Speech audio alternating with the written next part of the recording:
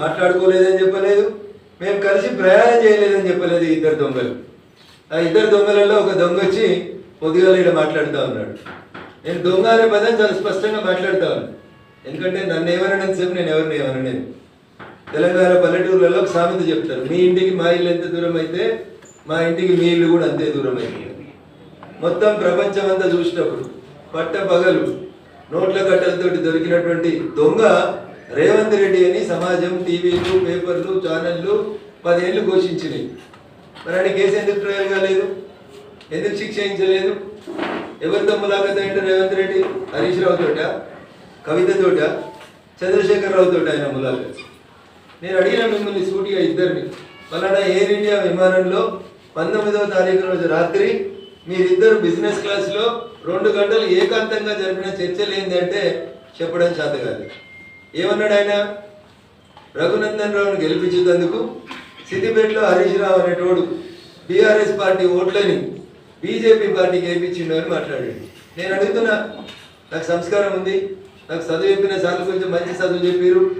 నేను last time కూడా రేవంత్ రెడ్డి మెదక్కి వచ్చి నా గురించి మాట్లాడినప్పుడు చెప్పిన, రేవంత్ రెడ్డి నేను నీకంటే 2 ఆకులు ఎక్కువ చదువుకుని వచ్చాను, తెలుగు, హిందీ, సంస్కృతం, మలయాళం, కన్నడలో కూడా నీకంటే మంచిగా మాట్లాడగలుగుతా అని చెప్పిన. కానీ నా సంస్కారం, నాకు చదువు నేర్పించినటువంటి గురువు చెప్పినటువంటి విద్య నాకు అడ్డం వస్తుంది అని చెప్తా ఉన్నాను. నేను సొంత ఊర్లో ఎమ్మెల్సీ గెలవడం చేతగానోడు, పోనీ సొంత ఎంపీ సీట్ అని నిలబెట్టుకున్నాడు అంటే ఎన్నోట్లతో ఓడిపోయాడో ఆయనకే తెలియాలి. ఆయన గెలిచింది అంతే సార్, 5,000 గెలిచిండు. ఇవాళ ఆయన ఓడిపోయింది ఎన్ని వేలతో ఓడిపోయిండో, ఎన్ని లక్షలతో ఓడిపోయిండో నాకంటే ఎక్కువ మా మీడియా మిత్రులకు తెలుసు.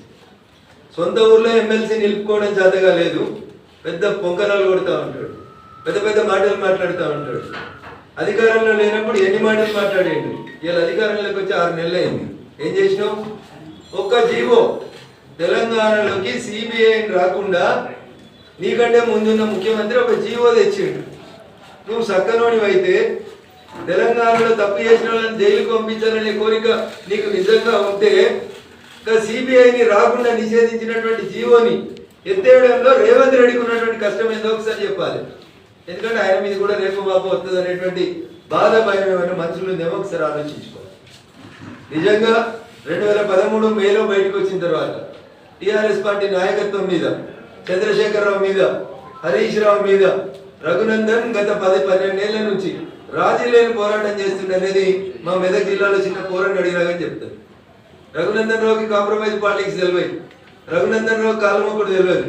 రఘునందన్ రావుకి తెలిసింది ముక్కుసూటిగా మాట్లాడే తెలుసు. చంద్రశేఖర్ రావు అయినా గట్లే మాట్లాడతాడు, రఘునందన్ రావు, రేవంత్ రెడ్డి అయినా గట్లే మాట్లాడతాడు.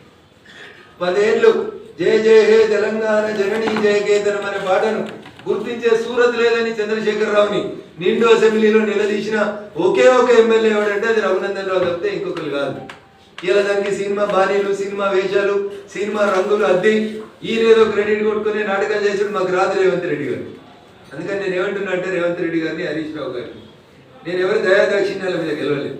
మా భారతీయ జనతా పార్టీ బూత్ అధ్యక్షుల దగ్గర నుంచి మొదలుకుంటే మా మెదక్ పార్లమెంట్ పరిధిలో ఉన్న ప్రతి కార్యకర్త ధన్ పెట్టి రగన్న గెలవాలని కొట్లాడితే ఆ అహంకారపూరితమైనటువంటి కేసీఆర్ కుటుంబానికి, హరీష్ రావు అనేటువంటి దుర్మార్గమైనటువంటి క్రియలకి మా మెదక్ పార్లమెంట్ ప్రజలు ఇచ్చినటువంటి తీర్పు నా మెదక్ గెలుపు.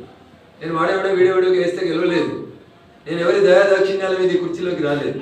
అందుకని నా గురించి మాట్లాడే కంటే ముందు నోరు ఒళ్ళు 2 దగ్గర పెట్టుకోవాలని ఈ రాష్ట్ర ముఖ్యమంత్రి గారిని ఈ సందర్భంగా నేను హెచ్చరించడానికే ఇంత తొందరగా మీడియా ముందుకు రావచ్చు.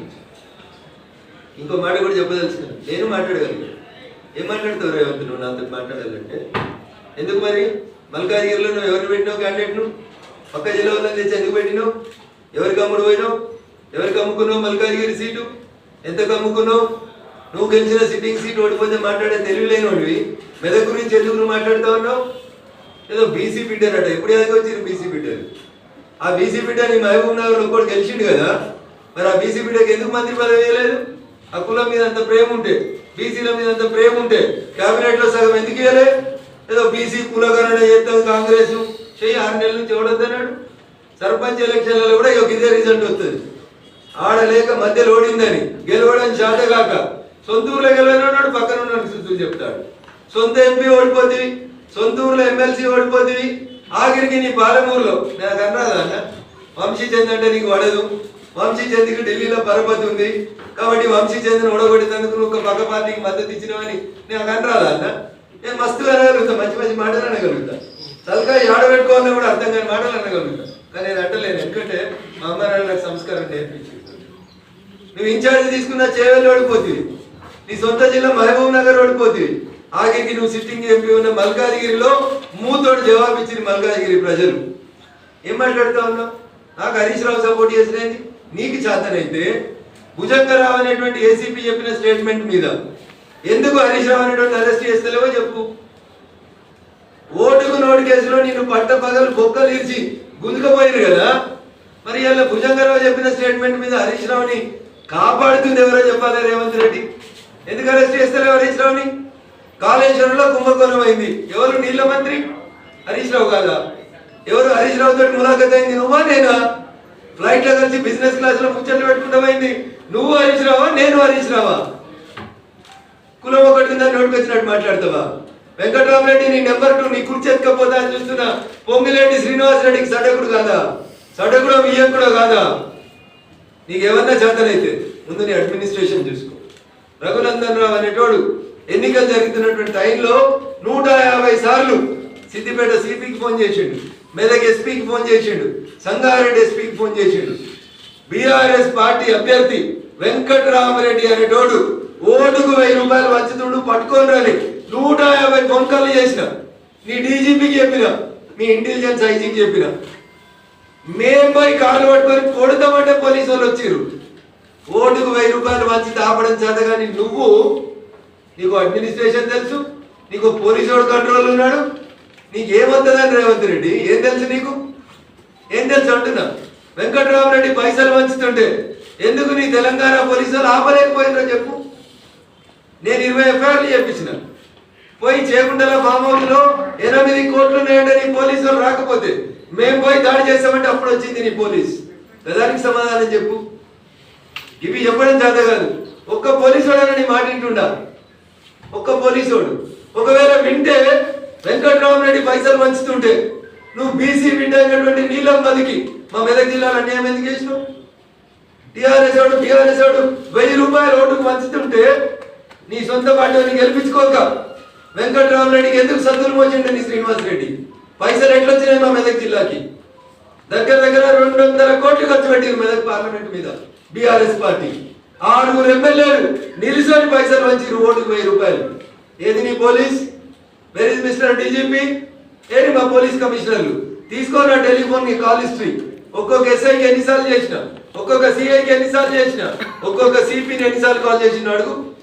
పిలువు, మీటింగ్ పెట్టి రేపు ప్రగతి భవన్లో వస్తా, సెక్రటరియట్ పిలువు, సమీక్ష పెట్టి వస్తా. నా టెలిఫోన్ అఫీషియల్ నెంబర్ నుంచి నేను పోలీసులను బదిలాడినా, బెదిరించిన సార్ పైసలు వంచుతూ వచ్చి పట్టుకోమని చెప్పి. గది చదవలేదు నీకు. కానీ నువ్వు వచ్చి కథలు చెప్తా ఉన్నావు. రేపు వాళ్ళ ప్రియ మిత్రుడు హరీష్ రావు గారిని సిద్దిపేటలో కూడా ఓడగొట్టేది భారతీయ జనతా పార్టీ కాబట్టి ఇప్పటి నుంచే ఏదో ఒక రకంగా హరీష్ని కాపాడేందుకు సుద్దులేస్తా అన్నాడు. లేకపోతే ఎందుకు పట్టుకుంటలేవు? కేసీఆర్ని ఎందుకు పట్టుకుంటలేవు? రాధాకిషన్ రావు చెప్పిండు కదా, క్రిస్టల్ క్లియర్ గా చెప్పిండు కదా, నేను పోయి నీకు చేత కాకపోతే, నీ పోలీసులకు తెలియకపోతే రఘునందన్ అనే నేను వకీల్గా చెప్తున్నా, నా 30 సంవత్సరాల ప్రాక్టీస్ లో చెప్తున్నా అని డీజీపీకి డీసీపీ రాధాకిషన్ రావు స్టేట్మెంట్ చదివినిపించిన, కాపీ ఇచ్చిన. ఏసీపీ భుజంగరావు స్టేట్మెంట్ చదివినిపించిన, అండర్లైన్ చేసి చెప్పిన ఎక్కడ వాళ్ళు చెప్పిన అనేటువంటి విషయం. అదే రకంగా సిఐ సాయి కిరణ్ ఏం చెప్పిండో చెప్పిన. వెంకటరామరెడ్డికి వ్యతిరేకంగా ఇన్ని సాక్ష్యాధారాలు తీసుకొచ్చి నేను ఎన్నికలకు 10 రోజుల ముందు మీ డీజీ గారికి ఇస్తే ఎందుకు అరెస్ట్ చేయలేదు వెంకటరామరెడ్డిని? అచ్చా, పొంగులేటి శ్రీనివాస్ రెడ్డికి వియ్యంకుడని అరెస్ట్ చేయలేదా? లేకపోతే గెలిచినాక వెంకటరామరెడ్డి గారు, హరీష్ గారు, మిగతా మా మెదక్ జిల్లాలో ఉన్న బీఆర్ఎస్ ఎమ్మెల్యేలు అందరూ కలిసి మీ పార్టీలోకి వస్తారని చెప్పి ఏమన్నా ఫ్లైట్ లో ఒప్పందం చేసుకున్నా రేవంత్ రెడ్డి గారు? నాకైతే గంతే అనిపిస్తుంది. అందుకనే మీరు ఆ రకంగా పనిచేసిరేమో అని నేను అనుకుంటాను. అందుకని రేవంత్ రెడ్డి గారు మెదక్ పార్లమెంట్ గురించి కానీ రఘునందన్ గురించి కానీ మాట్లాడేటప్పుడు ఒక్క అక్షరం, ఒక ఏళ్ళు నాదికి చూపిస్తే మిస్టర్ రేవంత్ రెడ్డి 4 ఏళ్ళు నేను చూపెడితే. రఘునందన్ రావు జై తెలంగాణ అన్నోడు, రఘునందన్ రావు రోడ్లు ఎక్కినోడు, రఘునందన్ రావు పోలీసులతో కలబడ్డాడు, కుస్తీ పట్టినోడు. ఆఖరికి ప్రతి చౌరస్తాలో ఈట్ కా జవాబు పత్తర్ సే దేంగే అని చెప్పొచ్చినాడు రఘునందన్. కాబట్టి నీలాంటి ఎవడు భయపడ్డాడు కాదు. రఘునందన్ గురించి మాట్లాడాలంటే బాగా దగ్గర పెట్టుకో, ఒళ్ళు దగ్గర పెట్టుకొని మాట్లాడుకో. నేను చెప్పిన దాంట్లో ఏమైనా తప్పు ఉందని నువ్వు చెప్తే నేను నిరూపించడానికి సిద్ధంగా ఉన్నా. అరే 1200 ఓట్లలో పొంగనాలు కొట్టిన ఒక ఎమ్మెల్సీ మేనేజ్ చేసుకోవడం చేతగానే మాది నైతిక విజయం అంటాడు నీ మంత్రి ఒక ఆయన వచ్చి. ఓడిపోయినానికి నైతిక విజయం ఏముంటుంది? రాజకీయాల్లో జో జీతా ఓయి సికందర్, ఓడిపోయినాడు సుఖం చెప్పుడేంది? ఏం చెప్తా ఉన్నారు మీరు ముచ్చట్లు? అందుకని మీరు ఒకసారి దయచేసి ఆలోచించుండ్రి, అర్థం చేసుకోండి ప్రజలారా. రేవంత్ రెడ్డి అన్నట్టు ఆయన నాకు చెప్పరాదా? మరి మహబూబాబాద్ ఎట్లా గెలిచారు మీరు? బీఆర్ఎస్ ఎంపీ లేదా మహబూబాబాద్ లో? సిట్టింగ్ ఎంపీ ఎవరు? మహబూబాబాద్ లో బీఆర్ఎస్ సిట్టింగ్ ఎంపీ నోడగొట్టుకొని, మీ మాలోతు కవిత గారు నోడగొట్టుకొని, కేసీఆర్ గారు హరీష్ రావు గారు మీకు ఓట్లు వేయించిరా? బలరాం నాయక్ గారిని గెలిపించిరా? ఖమ్మంలో మీ పొంగులేటి శ్రీనివాసరెడ్డి మీ అంకుని గెలిపించేందుకు ఈ పని చేసిరా? ఎవరిని నామా నాగేశ్వరరావుని బలి చేసి బీఆర్ఎస్ వాళ్ళంతా కాంగ్రెస్ కోట్లు వేసిరా? నేను మాట్లాడగలుగుతాను కదా, చాలా ఉన్నాయి కదా సాక్ష్యాలు, ఆధారాలు. 8 చోట్ల నువ్వు గెలిచినావు కదా, ఆ 8 చోట్లలో బీఆర్ఎస్ ఓట్షిప్ నీకు అయిందా? అదేనా హరీష్ రావుకి నీకు మధ్యలో ఉన్నటువంటి అగ్రిమెంట్? చంద్రశేఖరరావు అనేటువంటి పొందబెట్టి బీఆర్ఎస్ పార్టీని హస్తగతం చేసుకున్నందుకు, బీఆర్ఎస్ కి 0 సీట్లు వచ్చేందుకు ప్రయత్నం చేస్తా అని అల్లుతో నువ్వేమైనా అగ్రిమెంట్ చేసుకున్నావా రేవంత్ రెడ్డి? అందుకని రఘునందన్ గురించి మాట్లాడే కంటే ముందు, రఘునందన్ నోట్లో నోరు పెట్టే కంటే ముందు ఒళ్ళు దగ్గర పెట్టుకోమని చెప్పి అది ఎవరికైనా ఈ సందర్భంగా నేను చాలా స్పష్టంగా తెలియజేయదలుచుకున్నా. నేను చాలా స్ట్రైట్ ఫార్వర్డ్గా ఉంటా, ఉన్నది ఉన్నట్టే మాట్లాడతా, నిజాలే మాట్లాడతా. హరీష్ రావు అనేటోడు నాకు ఒక్క ఓటు వేపిస్తే, హరీష్ రావు అనేటోడు నాకు ఒక్క ఓటు వేపిస్తే నువ్వే కదా ప్రభుత్వంలో ఉన్నావు, నువ్వే కదా ప్రభుత్వంలో ఉన్నావు రేవంత్ రెడ్డి. పిలువు, ఏ గుడికి పిలుస్తావా, ఏ బడికి పిలుస్తావా? భాగ్యలక్ష్మి అమ్మవారి గడికి వచ్చి ఏడ్చినావు కదా కళ్ళకి నీళ్ళంగా మా రాజేంద్రన్న మీద దొసలు ముచ్చట్టు చెప్పి. మళ్ళీ పోదాం హరీష్ కూడా దొరుకుతున్నాడు, నీ దోస్తే కదా. నేను కూడా వస్తా, నేను ప్రమాణం చేస్తా. బీఆర్ఎస్ తోటి గీత గీసి నిలబడి కొట్లాడినా అని చెప్పి నేను ప్రమాణం చేస్తా. పొంగులేటి శ్రీనివాసరెడ్డి చెప్తేనే వెంకట్రామరెడ్డి పైసలు మంచినమని మా మెదక్ పోలీసు వాళ్ళు చెప్తారా చెప్పారా? నువ్వు వచ్చి భాగ్యలక్ష్మి టెంపుల్ కాడికి వచ్చి ప్రమాణం చేయి, నీకు నిజాయితీ ఉంటే.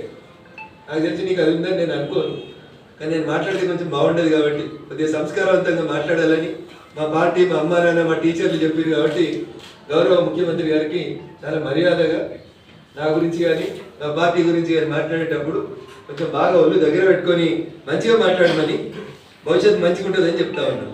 కాదు కూడదని ఎట్లా పడితే అట్లా మాట్లాడితే జరగాల్సిందేందో తప్పకుండా జరుగుతుంది. ఇంకా చాలా చెప్పవచ్చు. గాలి అనిల్ కుమార్ని తీసుకుపోయాడేమో జైరాబాద్లో పోటీ చేయించి, ఎందుకు సురేష్ శెట్కర్ని గెలిపించేందుకు బీఆర్ఎస్ పార్టీ అమ్ముడు పోయిందా జైరాబాద్లో?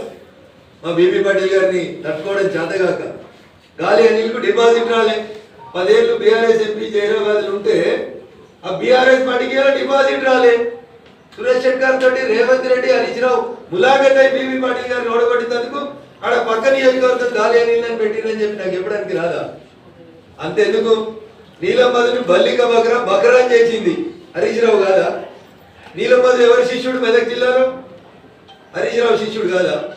రోజు హరీష్ రావు అంతా తిరిగినోడు కాదా? నీలమ్మధుని బలి చేసింది రేవంత్ రెడ్డి, హరీష్లు ఇద్దరు బదులుకొని పాపం ఆయన పైసలన్నీ ఖరాబు చేయించి ఆయనంతా ఇబ్బంది పెట్టింది ఎవరు? అందుకని ఒకసారి ఆలోచించాలి. నిజంగా నీకు చిత్తశుద్ధి ఉంటే ఎన్నికలు అయిపోయినాయి కదా, జూన్ 30వ తారీఖు దాకా నీకు ఇంకా 25 రోజులు టైం ఇస్తున్నావు ముఖ్యమంత్రి గారు. ఈ 25 రోజులలో నాకు తెలిసి నువ్వు తెలంగాణ ఉద్యమం చేయలేదు, నీకు ఆ పౌరుషం లేదు, ఆ రోషన్ లేదు, ఆ పదాలకు అర్థం కూడా తెలుసని నేను అనుకుంటలేను. ఒకవేళ ఉంటే ఎందుకంటే జయ జయ హే తెలంగాణ జననీ జయ కేతనం అనే పాటని నేను తెలంగాణ అధికారిక గీతంగా ప్రకటించిన అని చెప్పిన తెలంగాణ రోషం పౌరుషం నీలో ఉంటే డీసీపీ రాధాకిషన్ రావు ఇచ్చిన స్టేట్మెంట్ మీద ఈ 25 రోజులలో చంద్రశేఖరరావుని అరెస్ట్ చేసి నీ తెలంగాణ పౌరుషాన్ని చూపించు. ఏసీపీ భుజంగరావు ఇచ్చిన స్టేట్మెంట్ మీద హరీష్ రావు అనేట ఆయన తీసుకొచ్చి బొక్కలేసి నీకు చాదనైతుంది, నీ లోపల తెలంగాణ రక్తం ఉందని చెప్పి. లేకపోతే ఏముందో తెలంగాణ సమాజం నిర్ణయించు.